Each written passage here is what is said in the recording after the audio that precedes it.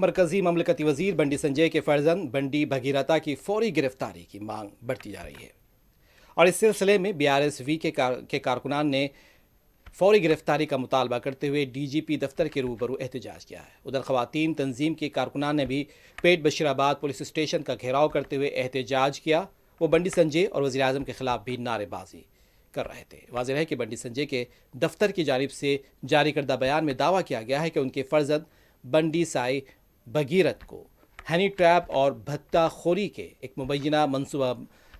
کے تحت نشانہ بنایا گیا ہے اور ایک خاتون نے اپنی بیٹی کو استعمال کرتے ہوئے بنڈی سنجے کے بیٹے کو مبینہ طور پر ہنی ٹریپ میں پھنسانے کی کوشش کی ہے اور اس کے بعد بھاری رقم طلب کرتے ہوئے بلیک میلنگ کا سہارا لیا ہے۔ یہ بنڈی سنجے کے دفتر نے بیان جاری کرتے ہوئے وضاحت کی ہے، لیکن آج BRSV کے اور خواتین تنظیموں کے کارکنان نے